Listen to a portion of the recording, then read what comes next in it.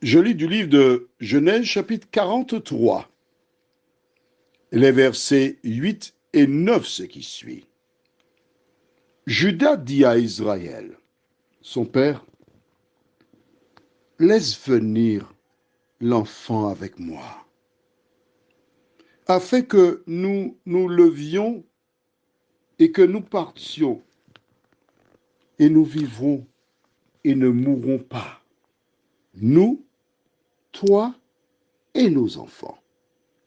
Je réponds de lui, tu le redemanderas de ma main si je ne le ramène pas auprès de toi et si je ne le remets pas devant ta face. Je serai pour toujours coupable envers toi. Prions. Toi, Seigneur notre Dieu, merci pour la parole. Merci pour l'enseignement. Merci de continuer de nous formater à ton image et de nous conduire dans toute la vérité, nous t'en prions. Que le Saint-Esprit, notre guide, agisse ainsi à notre endroit, nous t'en prions au nom de Jésus et pour ta gloire éternelle. Amen. Tu as noté que les références que nous étudions ne se suivent pas de manière chronologique, c'est-à-dire on a fait 35, 36, 37, 38, puis ensuite on est entré dans 43, versets 1 et 2, 3 à 5, et maintenant on va 8 et 9. Tu sais pourquoi? Je vais t'expliquer. La première chose que je voudrais que tu saches, qui que tu sois, tu ne me connais pas, tu ne m'as jamais vu, mais je veux que tu saches une seule chose, ne l'oublie jamais, c'est que je t'aime. Oui, je t'aime. Je voudrais que tu sois sauvé. La deuxième chose, c'est que pour que tu comprennes la parole, il faut que tu prennes l'habitude de lire la Bible pour toi-même.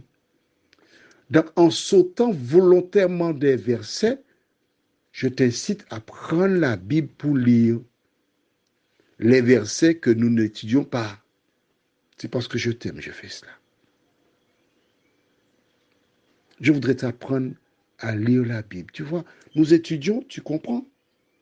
Et si tu as une difficulté sur un thème, tu lis quelque chose et tu n'arrives pas à trouver la solution, tu ne comprends pas et tu veux avancer, tu veux vraiment avancer, tu n'as aucune difficulté puisque tu as mon numéro de téléphone. Tu as oublié mon numéro de téléphone? Tu exagères. Tu mérites pan, pan, pan. Mais aussi, tu as mon numéro de téléphone. Tu peux utiliser WhatsApp et tu m'envoies un WhatsApp, un message par WhatsApp. Oh, mais je ne vais pas me taper sur les doigts encore. Bon, c'est pas grave. Mais c'est grave quand même parce que je fais autrement. Alors, tout ce que tu as à faire, tu envoies un message par le biais de WhatsApp au numéro 800. Alors, plus 596, ce sont les Antilles, plus 596, 696, 889, 393. Tu m'envoies un message et je répondrai à tes questions, sans problème. Revenons maintenant à ce qui nous concerne.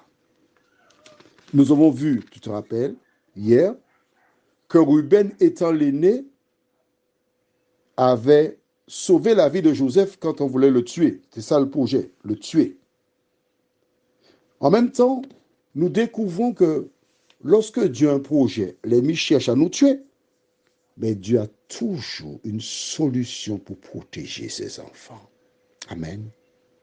Alors, Amen veut dire je suis d'accord. Donc, si tu es d'accord, chez toi, tu dis Amen. Quand tu conduis, tu dis Amen.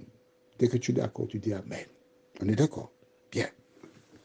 Ensuite, Judas a pris la relève parce que c'est lui qui avait pris l'initiative de vendre Joseph. Alors, Alors, je vais ouvrir une parenthèse, une toute petite parenthèse pour toi, je fais ça, mais c'est exceptionnel. Il faut lire. Quand Judas dit à son père, donne-moi notre frère, Jacob a donné des réponses. Je ne vais pas te donner les réponses, je veux que tu ailles lire dans la Bible. Il a donné des réponses en cherchant à savoir pourquoi ils ont fait cela. Et eux, ils ont justifié en expliquant qu'ils ne savaient pas que Joseph demanderait telle chose, telle chose, telle chose. Va lire dans la Bible, tu vas comprendre ça. Facile.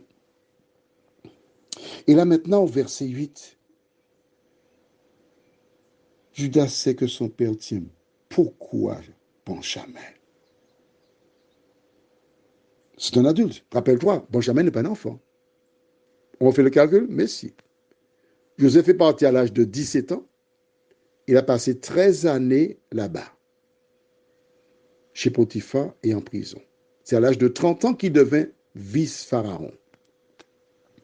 Donc ça fait 17. Il y a eu 7 années d'abondance. Donc 13 plus 7 font 20. 20 années. Et nous avons, toi et moi, on a convenu que bon, c'est à la 3e année de la famine, nous n'avons pas l'année. Donc on imagine, 3e année, qu'ils sont descendus en Égypte. Ce qui fait 23 ans.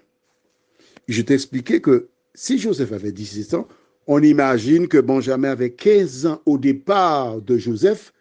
Donc, on est arrivé à la conclusion, 23 plus 15, ça fait 38. Benjamin n'est pas un enfant. Benjamin, c'est un homme. Mais il est tellement choyé, protégé par son père, que Judas dit à Israël, son père. Alors pourquoi Israël? Parce que le nom de Jacob a été changé. Il a eu 12 fils et Dieu a changé son nom de Jacob à Israël.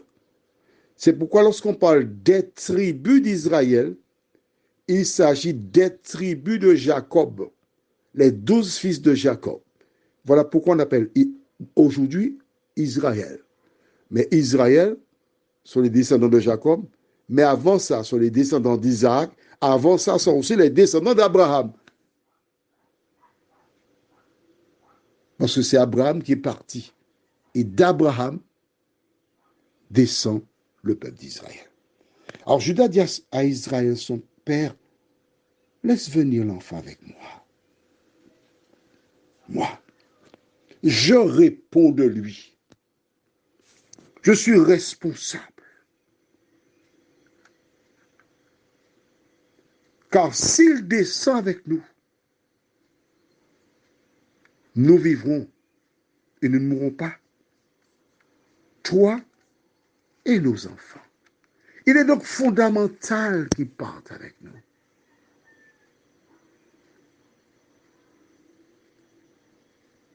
Je me porte garant. Je serai pour toujours coupable envers toi si je ne ramène pas Benjamin.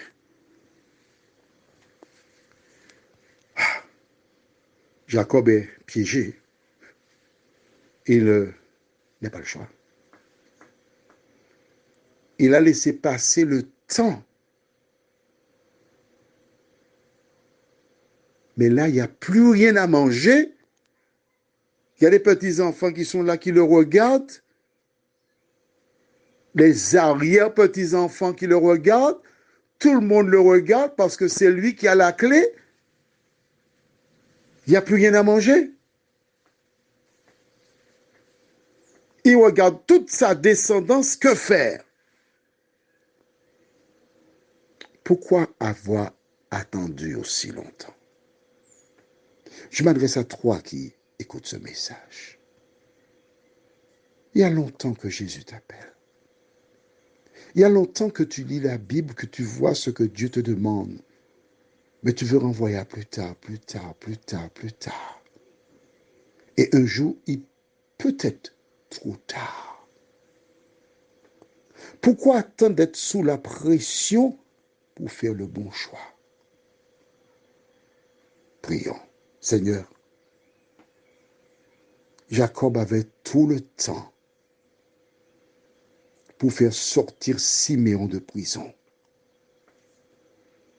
Mais il a préféré le laisser en prison, refusant d'envoyer Benjamin. Et là maintenant, il se trouve dans une croisée. Que faire? Laisser toute sa famille mourir ou les sauver?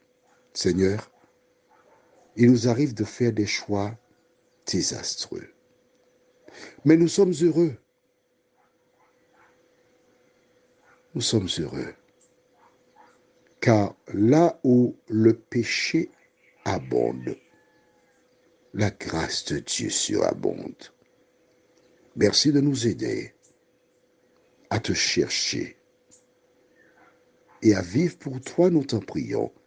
Au nom de Jésus et pour ta gloire éternelle. Amen. Je te souhaite une bonne nuit sous le regard de Dieu.